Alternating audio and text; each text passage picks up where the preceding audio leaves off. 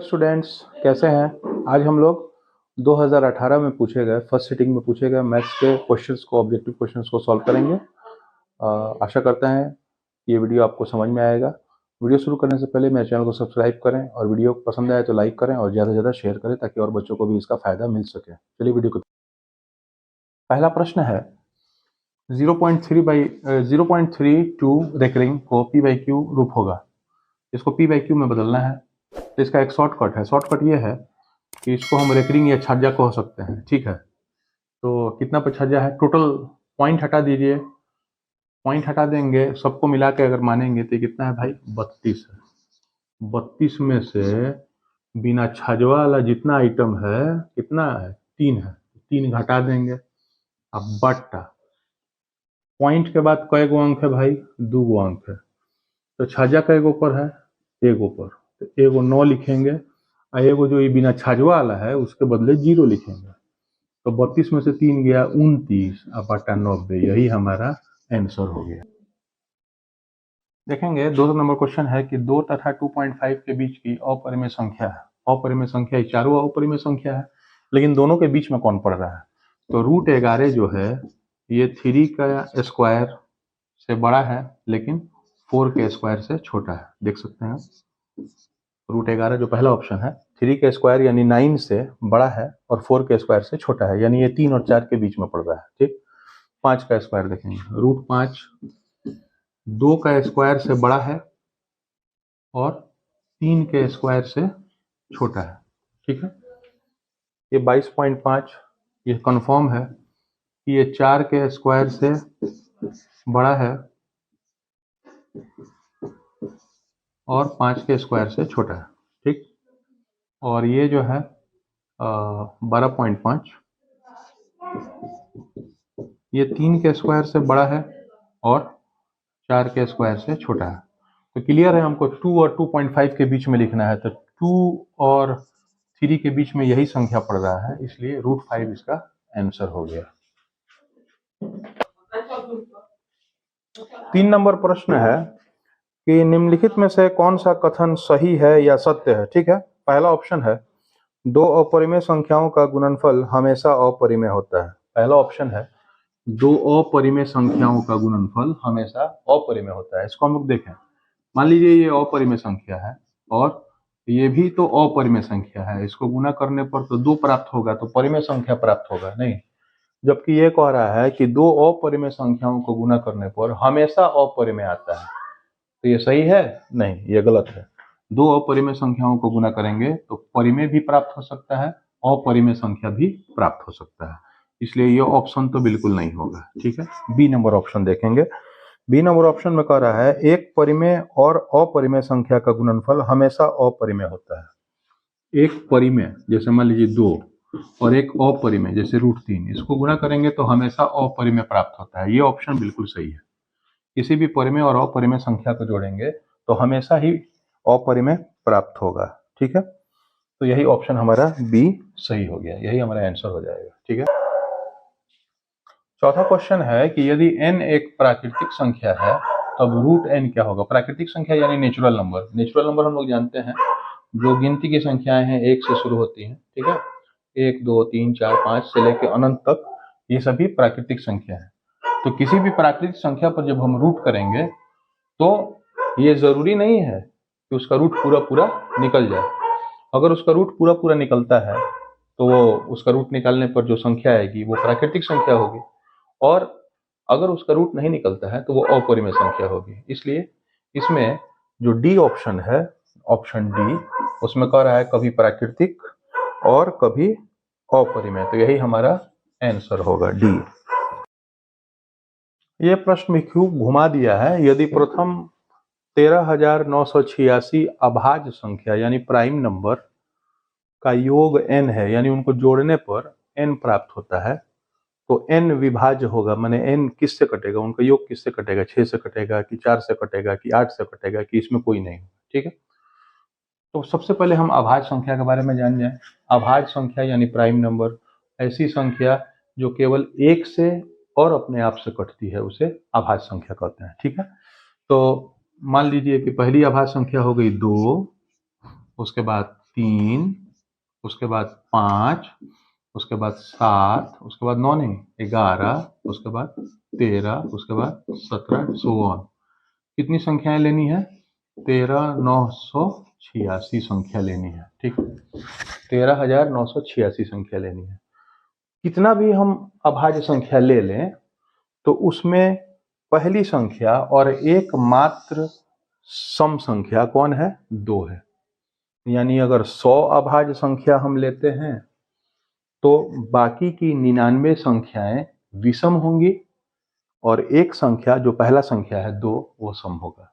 ठीक, अगर हम 50 संख्या लेते हैं तो 49 संख्याएं विषम होंगी और बाकी का जो एक संख्या फर्स्ट संख्या 2 है वह सम होगा। ये समझ में आ रहा है? अगर हम 50,000 संख्या लेते हैं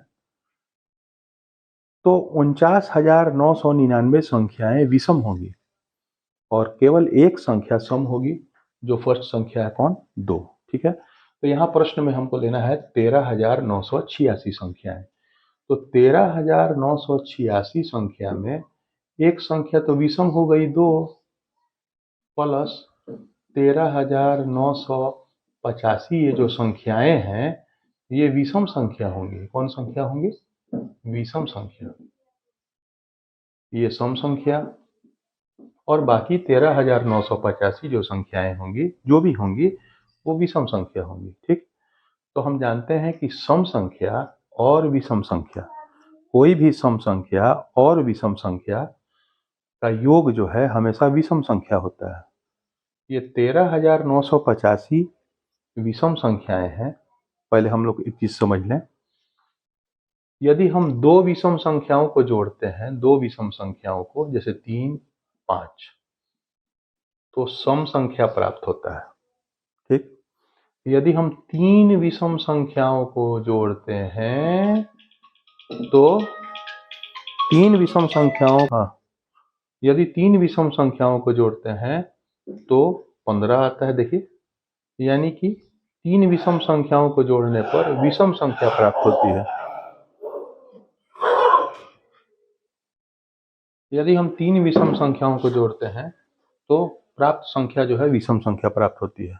इससे ये पता चलता है कि यदि अगर हम जोड़ा में विषम संख्याओं को जोड़ते हैं तो सम संख्या प्राप्त होगी, लेकिन अगर फूट हो यानी विषम संख्या हो और विषम संख्या में संख्या हो यानी कि ऑड नंबर्स में, जैसे 3 विषम संख्या, 5 विषम संख्या, 7 विषम संख्या, 11 विषम संख्या, 99 विषम संख्या, 199 विषम संख्या, 17,601 विषम संख्या, ये सब विषम संख्याएं हैं।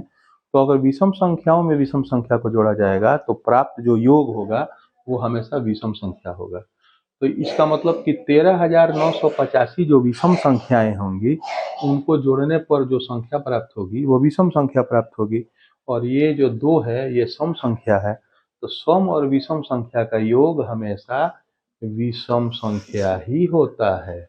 जैसे 2 सम संख्या है, इसमें कोई भी विषम अगर आप जोड़ते हैं तो जो संख्या प्राप्त होगी वो हमेशा विषम प्राप्त होगी। इस प्रकार यह प्राप्त हुआ कि 13,986 अभाज्य संख्याओं को अगर हम जोड़ते हैं तो जो संख्या प्राप्त होगी वो हमेशा विषम संख्या प्राप्त होगी।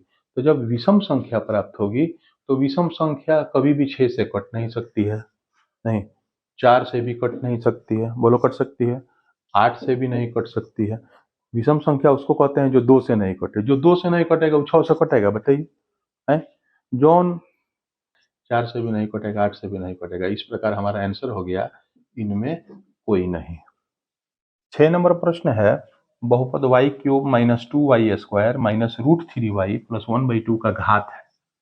घात कहते हैं जो भी चर हो, जैसे इसमें चर कौन है भाई? y है। जो चर होगा उसका जो सबसे हाई पावर होगा, हाईएस्ट पावर जो होगा उसी को उसका घात कहते हैं। तो इसमें देख सकते हैं इस चर का पावर 1 है, इस चर का पावर 2 है, इस चर का पावर 3 है। तो सबसे हाई पावर कौन है? 3। तो घात बराबर 3 हमारा आंसर हो गया।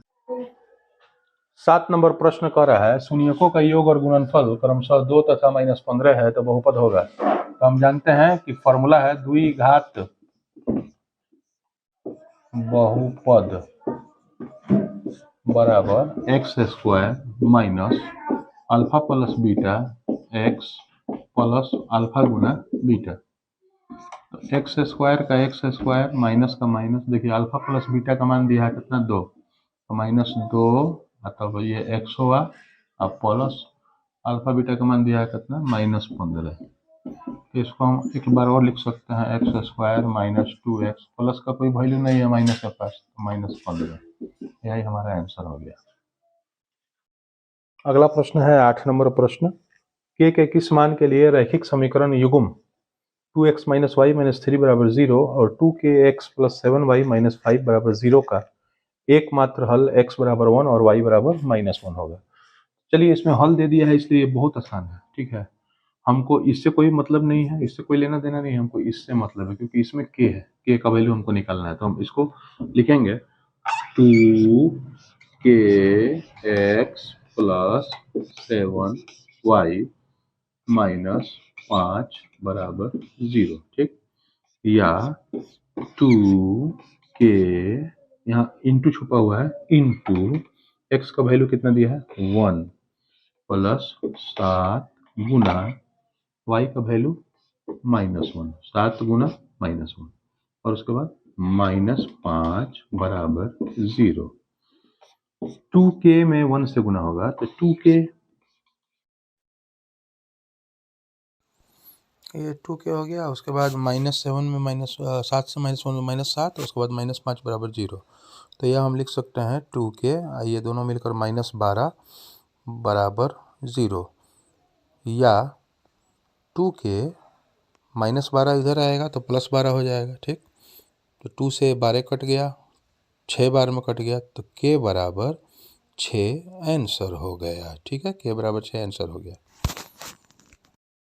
9 नंबर प्रश्न है, यदि ax³ plus bx square plus cx plus d का एक शून्यंक शून्य हो तो अन्य शून्यकों का गुणनफल ज्ञात करना है।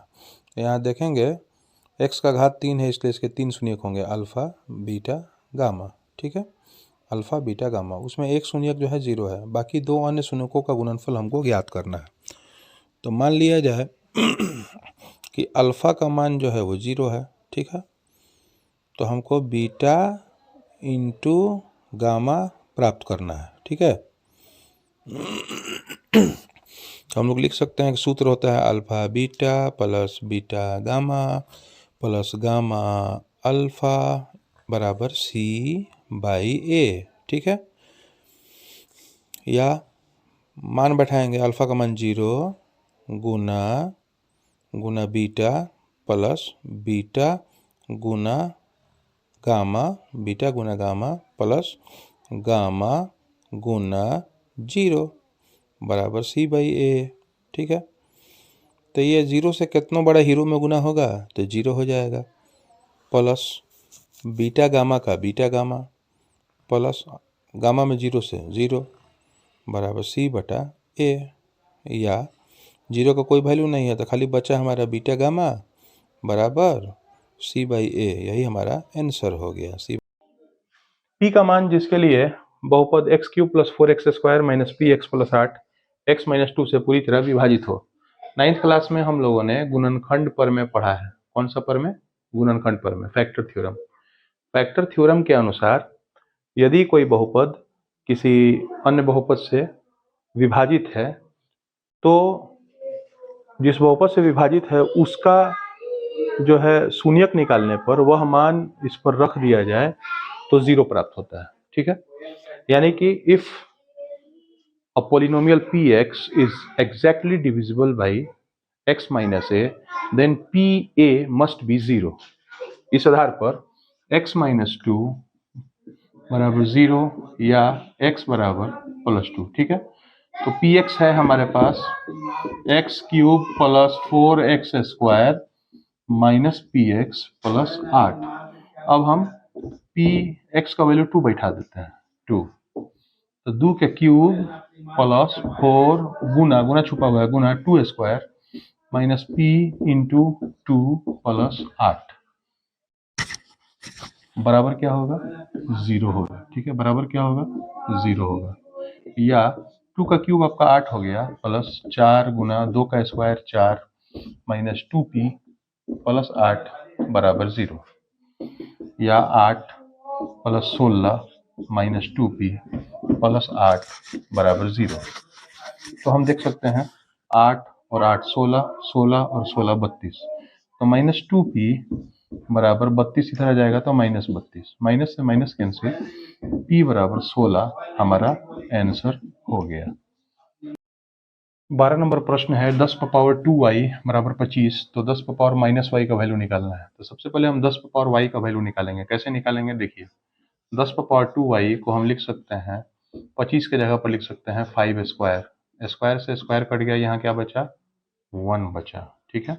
तो इस प्रकार 10 के पावर y बराबर कितना हुआ 5 हुआ। तो अगर हम 10 का पावर माइनस y करते हैं, तो अगर यहाँ माइनस करते हैं तो यहाँ भी माइनस देना पड़ेगा, -1 हो जाएगा, ठीक। तो 10 का पावर माइनस वाई, हम जानते हैं पावर जब माइनस में होता है तो बेस को पलट दिया जाता है। तो 5/1 है तो पलट जाएगा, तो कितना हो जाएगा 1/5, ये हमारा आंसर हो गया। तो देखेंगे यदि 2k - 1 कॉमा k समीकरण 10x - 9y बराबर 12 का हल हो तो k बराबर वाट। हम जानते हैं ये फर्स्ट वैल्यू जो है ये x का वैल्यू होता है और ये सेकंड वैल्यू जो होता है ये y का वैल्यू होता है। तो अब हम इक्वेशन में x और y वैल्यू पुट करेंगे। 10 x का वैल्यू ब्रैकेट में 2k - 1, दो आइटम है इसलिए ब्रैकेट में घेर दिए, -9 y का वैल्यू k बराबर 12। 10 से दोनों में गुना होगा, 10 दूना 20k -10 में 1 से 10 -9k बराबर 12। k में से k घटेगा, चर में से चर, अचर में से अचर, तो चर चर चर चरा देंगे, 20 में से 9 गया 11k, ये जो अचारवा है -10 इधर आ जाएगा तो +10, ठीक है। तो 11k बराबर 22, तो 11 दूना 22, इस प्रकार k बराबर 2 हमारा आंसर हो गया। 14 नंबर प्रश्न है बच्चों, x बराबर √7 + 4√3, तो x + 1/x बराबर वाट। हम लिख सकते हैं x + 1/x बराबर x² plus 1/x² plus 2 × a × b। Formula है a प्लस b का whole square, a plus b का होल स्क्वायर बराबर a² plus b² plus 2 × a × b, ठीक है। अब देखिए x का स्क्वायर, x का वैल्यू इतना है तो इसका स्क्वायर करेंगे तो रूट खत्म हो जाएगा, तो क्या बचेगा 7 + 4 प्लस 1 बटा, फिर x है, x का स्क्वायर है, स्क्वायर करेंगे तो रूट खत्म हो जाएगा, तो क्या बचेगा 7 + 4√3 और प्लस 2, ठीक है। तो यहाँ हम लिख सकते हैं x + 1/x का होल स्क्वायर, ठीक है।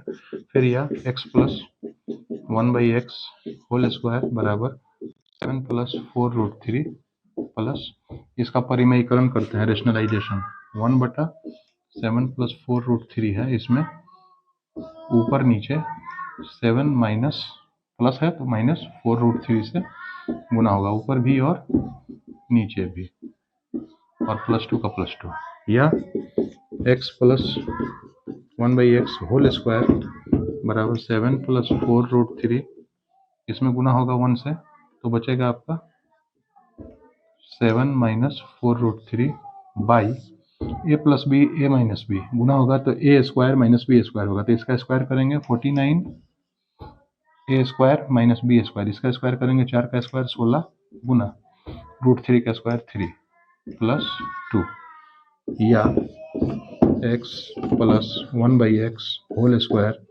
बराबर 7 + 4√3 प्लस 7 - 4√3 बटा 1 बच रहा है, 49 में से 48 गया 1, बटा 1 नहीं लिखेंगे, +2 लिख देंगे केवल, ठीक है। तो +4√3 और -4√3 कैंसिल हो गया, तो इस प्रकार हमारा बचा x + 1/x बराबर 7 - 7 14, 14 2 16, और ये स्क्वायर यहाँ से हटा दिए हैं तो यहाँ आएगा तो रूट होगा, तो 16 का रूट कितना हो गया 4, हमारा आंसर हो गया।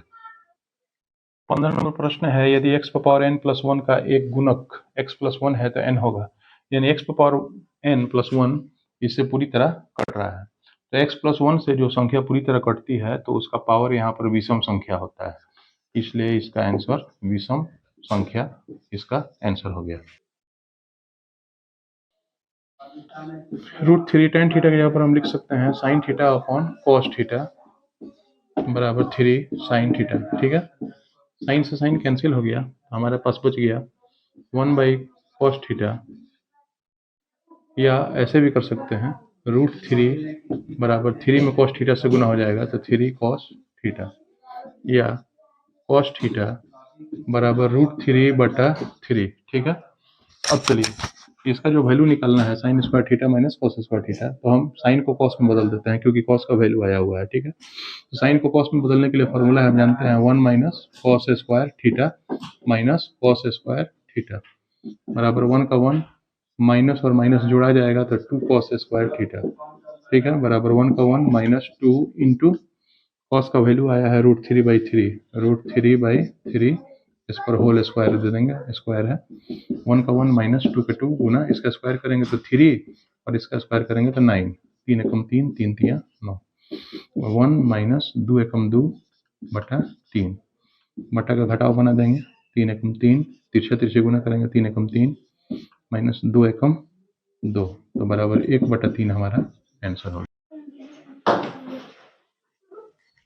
17 नंबर क्वेश्चन है 2 tan 30 बटा 1 + tan स्क्वायर 30, इसका वैल्यू ज्ञात करना है। ठीक है। तो आसानी से हम ज्ञात कर सकते हैं 2 का 2 इंटू छुपा हुआ है इंटू tan 30 का वैल्यू 1/√3 बटा 1 + tan स्क्वायर 30, तो 1/√3 का होल स्क्वायर। ठीक है। तो इसको हम लिख सकते हैं 2/√3 बटा 1 प्लस इसका स्क्वायर करेंगे तो 1 का स्क्वायर 1 और √3 का स्क्वायर 3। ठीक है। इसके नीचे 1 छुपा हुआ है तो इसको हम लिख सकते हैं 2/√3 बटा का जोड़ बना लेंगे 3 एकम 3, तिरछा तिरछी गुना कर देंगे। ठीक है।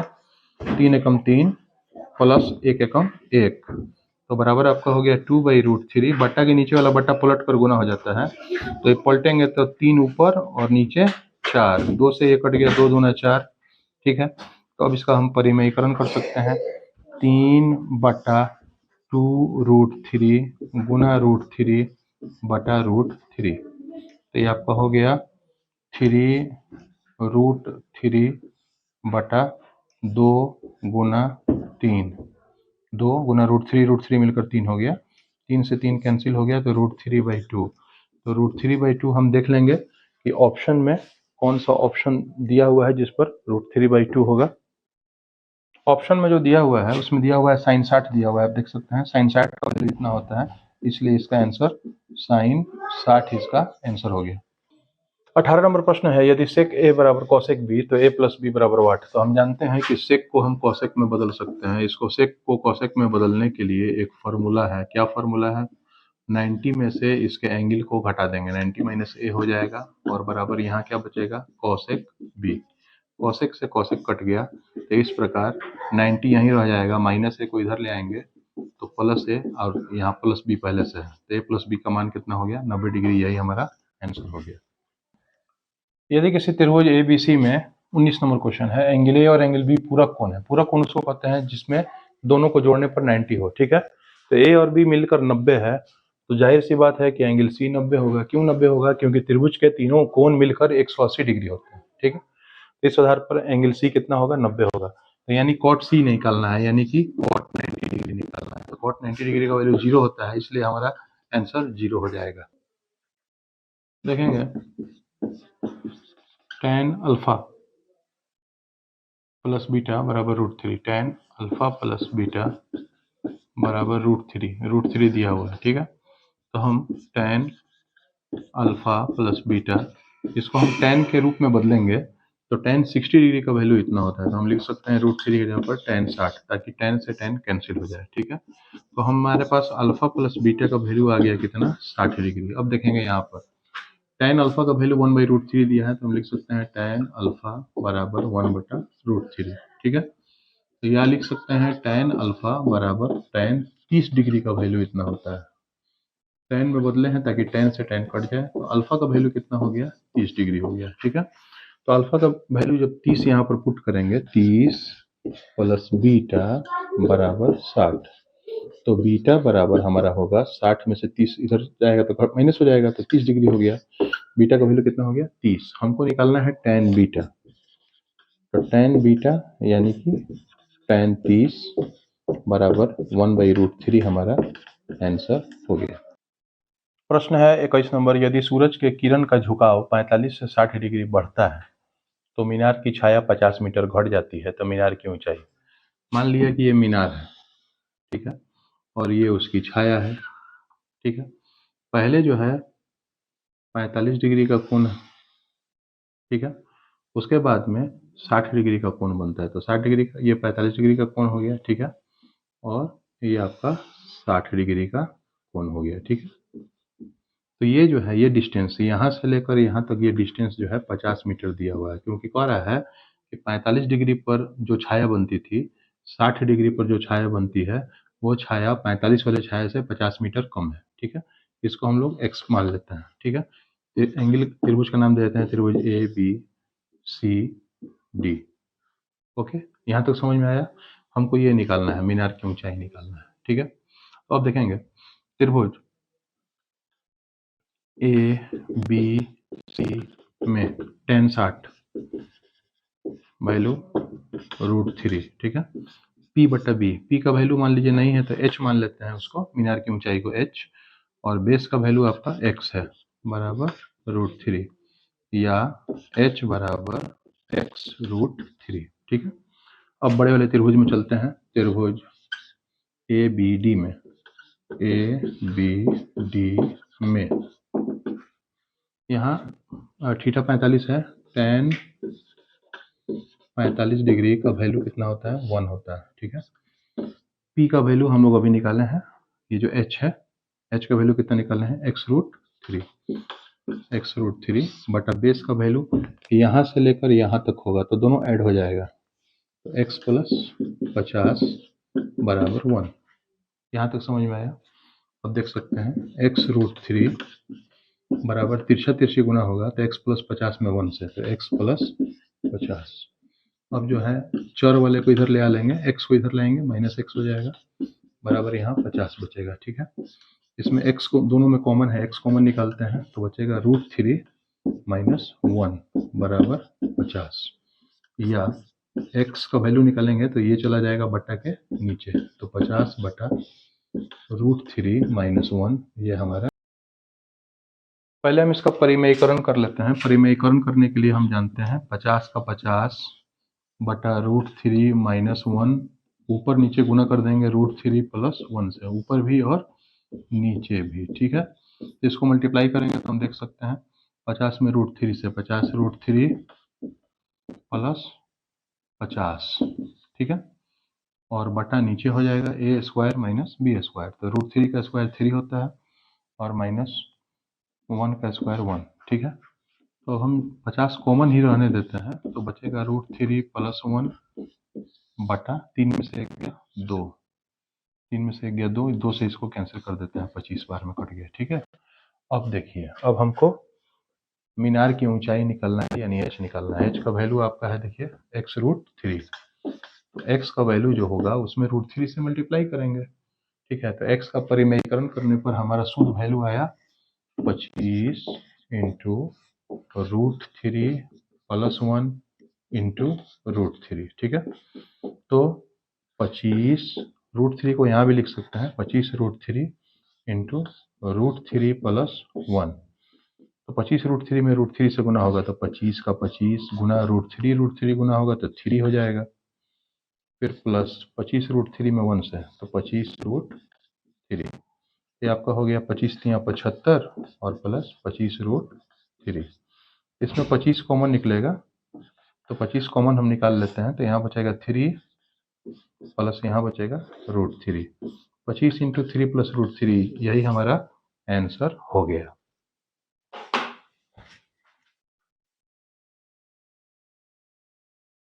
बाईस नंबर प्रश्न है, सूर्य का उन्नयन कोण जब खंबा और उसकी छाया बराबर हो। तो हम जानते हैं, मान लीजिए ये खंबा है और ये उसकी छाया है, ठीक है, दोनों बराबर है, तो ये कोण निकालना है, यही कोण हमको ज्ञात करना है। तो हम जानते हैं कि ये P है और ये क्या है, B है। P और B बराबर है, यानी कि P और B जब बराबर होगा तो tan थीटा का वैल्यू 1 हो जाएगा, क्योंकि दोनों को काटेंगे जब सेम होगा तो कट कर कितना हो जाएगा 1, इसलिए थीटा का मान कितना होगा भाई, 45 डिग्री हमारा आंसर हो गया।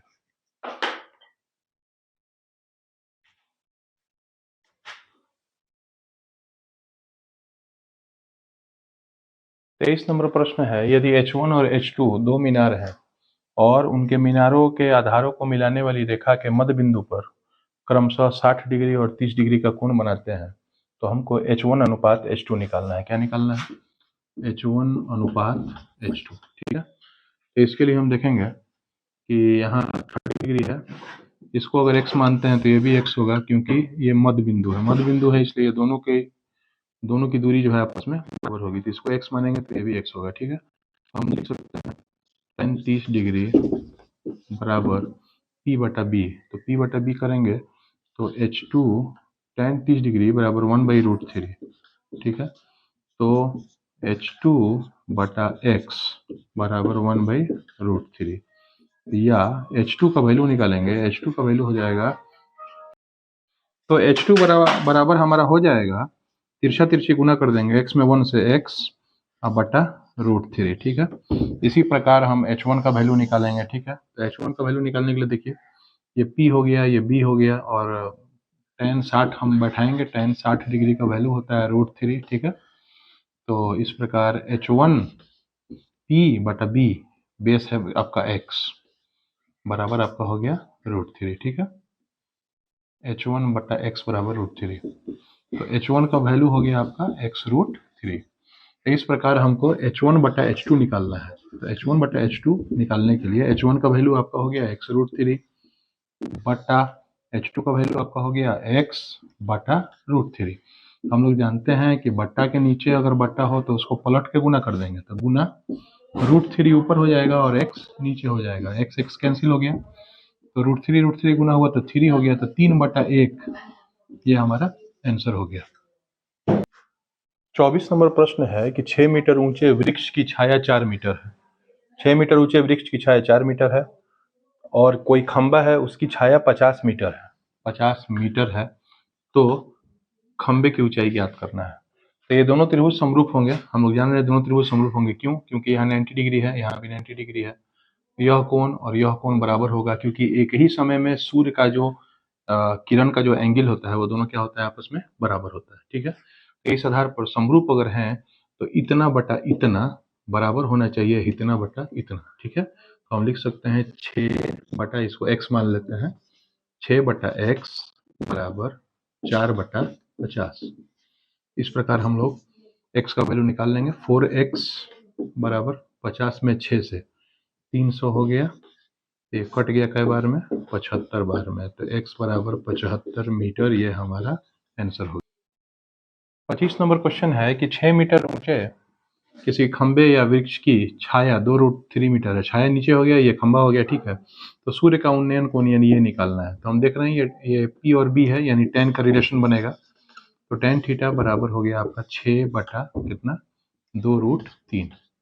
तो ये आपका 2 तियां 6, परिमेयीकरण करते हैं, √3 से ऊपर नीचे गुना कर देते हैं, तो tan थीटा का वैल्यू आपका हो गया 3 इंटू √3, 3√3 और √3 मिलकर 3 हो गया, तो 3 से 3 कैंसिल हो गया। तो हम जानते हैं कि tan 60 का वैल्यू इतना होता है, तो tan थीटा बराबर tan 60, ठीक। तो tan कट गया, तो थीटा बराबर 60 डिग्री हमारा आंसर हो गया।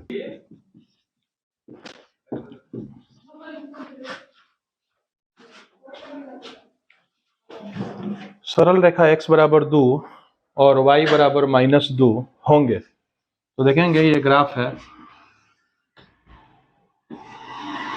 का वैल्यू 2 मान लीजिए, ये हो गया 2, यहाँ से एक रेखा खींचते हैं सरल रेखा, तो ये होगी, ठीक है। और y बराबर -2 है, y बराबर -2 यहाँ होगा, इसका रेखा ये होगा। हम देख सकते हैं कि दोनों एक दूसरे पर लंब है, इसलिए a जो है हमारा आंसर।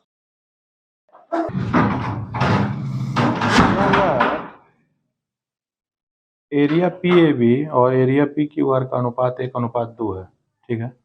तो PQ बटा AQ होगा। तो हम जानते हैं, पर में पढ़े हुए हैं कि समरूप त्रिभुजों के क्षेत्रफलों का अनुपात उनकी संगत भुजाओं के वर्ग के अनुपाती होती है, ठीक है। तो इसमें हमको PA बटा PQ हम निकाल सकते हैं, PA बटा PQ। तो PA आपका होगा, इसका रूट निकालेंगे, PA का रूट आप, इसका रूट हो गया 1 और इसका रूट हो गया 2, तो PA बटा AQ आपका हो गया, इसका वैल्यू 1, इसका वैल्यू √2, ठीक है। तो हमको निकालना है PQ बटा AQ। तो PQ का वैल्यू हो जाएगा 1 प्लस रूट टू, और ए क्यू का वैल्यू आपका दिया हुआ है कितना, देखिए ए क्यू का वैल्यू रूट टू, ए क्यू का वैल्यू कितना है रूट टू, तो पी क्यू बटा ए क्यू बराबर 1 प्लस रूट टू बटा रूट टू, यही इसका आंसर हो जाएगा। 32 नंबर प्रश्न में एक त्रिभुज दिया हुआ है, एक वृत्त दिया हुआ है, वृत्त के अंदर एक त्रिभुज बना हुआ है, ए बी सी वृत्त पर स्थित है, ठीक है।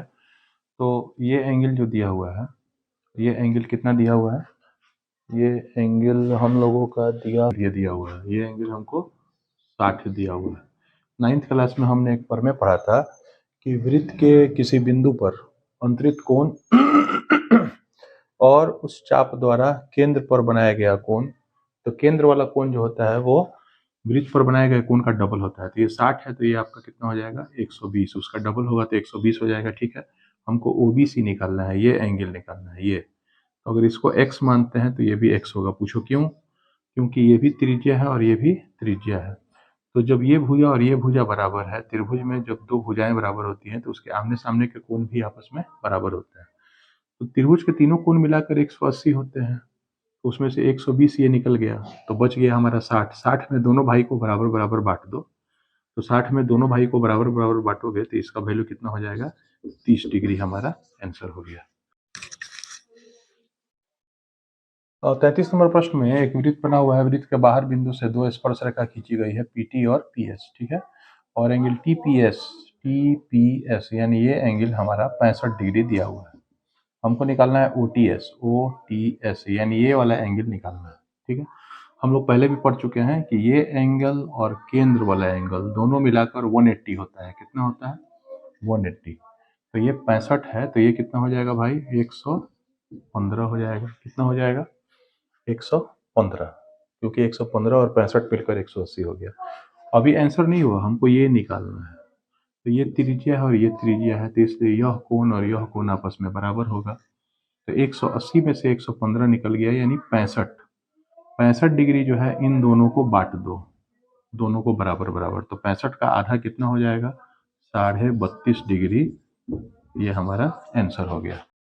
34 नंबर प्रश्न है, रचना से संबंधित प्रश्न है कि किसी रेखा को 2:3 में आंतरिक रूप से विभाजित करना है और एक न्यून कोण बनाया गया है, तो कम से कम हमको कितना चाप काटना पड़ेगा। तो हम जानते हैं कि दोनों को जोड़ देते हैं, कितना हो जाएगा 5, तो कम से कम हमको 5 चाप काटना पड़ेगा, यही हमारा आंसर हो गया।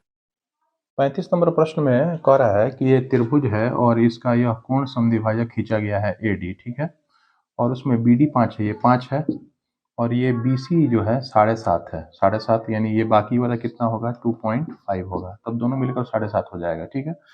तो इसमें पूछ रहा है कि AB बटा AC कितना होगा, यानी इतना बटा इतना निकालना है हमको, AB बटा AC, ठीक है।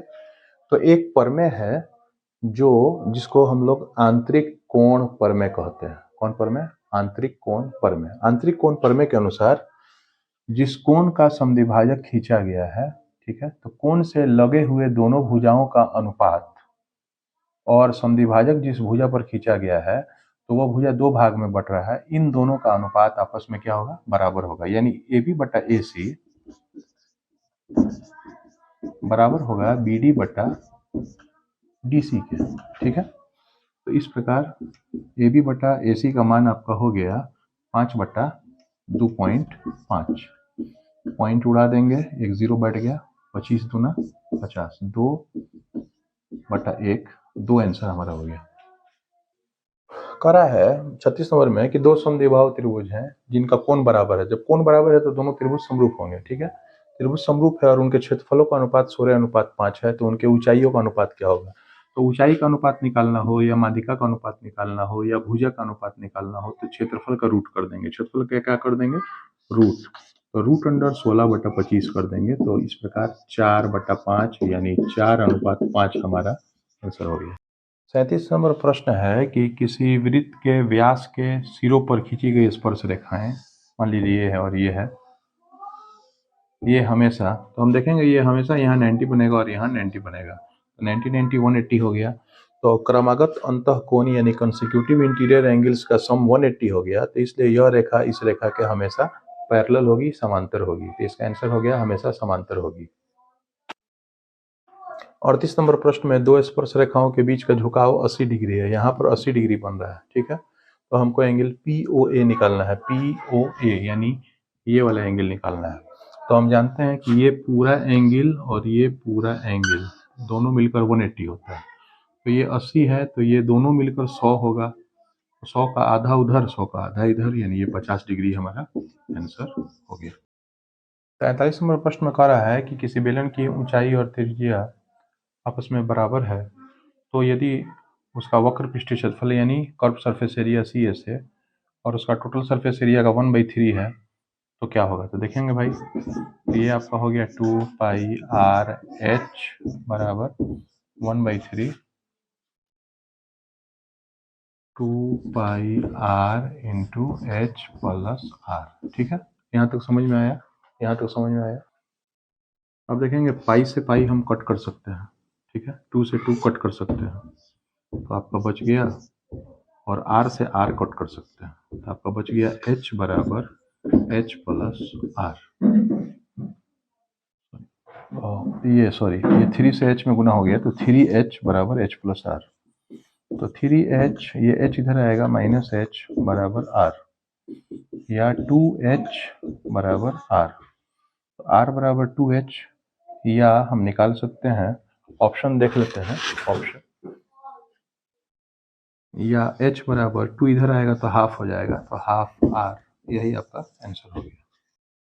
45 नंबर प्रश्न है कि 5 cm भुजा वाले घन को काटकर 1 cm भुजा वाले कितने घन बनाए जा सकते हैं। तो हम जानते हैं कि किसी चीज को काटेंगे या गलाएंगे, तो जो चीज बनाएंगे उसका आयतन और जो गलाएंगे उसका आयतन, दोनों का आयतन हर हाल में बराबर होगा। तो हम लिख सकते हैं घनों की संख्या बराबर बड़े घन का आयतन, यानी 5 गुना 5 गुना 5 बटा छोटे घन का आयतन 1 गुना 1 गुना 1, तो बराबर 125 हमारा आंसर हो गया। इसमें कोशिश किया गया है कि सभी कठिन प्रश्नों को हल कर दिया जाए। इसके अलावा भी अगर कोई प्रश्न में आपको दिक्कत हो, परेशानी हो, आप कमेंट करके पूछ सकते हैं, उसको हल कर दिया जाएगा। ठीक है, आज के लिए इतना काफ़ी है।